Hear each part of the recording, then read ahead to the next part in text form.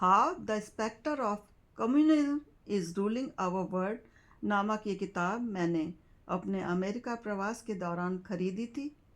इस किताब को पढ़ने पर मुझे मालूम हुआ कि कम्युनिस्ट देश किस तरह आतंकवाद को फैलाते हैं।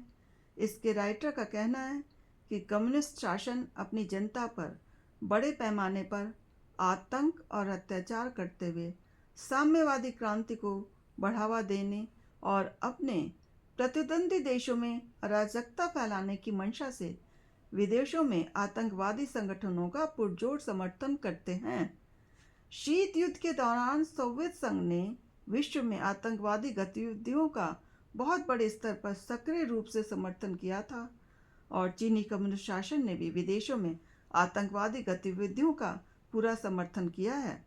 रूस और चीन ने क्रांति के माओवादी सिद्धांतों को फैलाने के लिए आतंकवादी संगठनों के साथ साथ धूर्त शासन व्यवस्थाओं जो संसार में आतंकवाद के मुख्य स्पॉन्सर हैं के साथ गठबंधन किया था।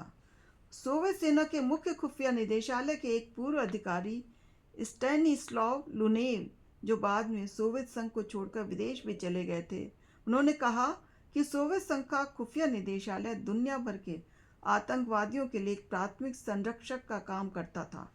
अमेरिका विरोधी हमलों का संचालन करने वाले कई चरमपंथी समूहों के सोवियत संघ की सुरक्षा एजेंसी केजीबी के साथ घनिष्ठ संबंध थे। इनमें popular front for the liberation of फिलिस्तीन, जापानी रेड आर्मी, इटली की रेड ब्रिगेड, पश्चिमी जर्मनी के रेड आर्मी गुट और दक्षिणी अमेरिका में विभिन्न गुरिल्ला समूह आदि संगठन शामिल हैं।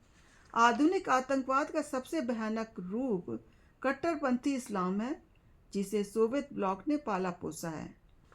सोवियत विदेशी खुफिया एजेंसी के प्रमुख अलेक्जेंडर सखारोव्स्की ने एक बार यह भी कहा था कि आज की दुनिया में जब परमाणु हथियारों ने सैन्य शक्ति को दुनिया में अलोकप्रिय बना दिया है, तब आतंकवाद को हमें मुख्य हथियार बनाना चाहिए।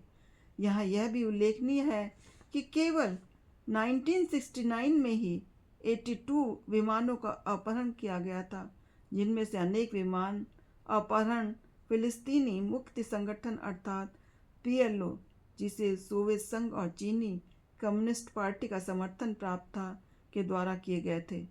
हम सभी को कम्युनिज्म और आतंकवाद के इस आपसी कुटिल संबंध से अत्यंत सतर्क रहने की आवश्यकता है।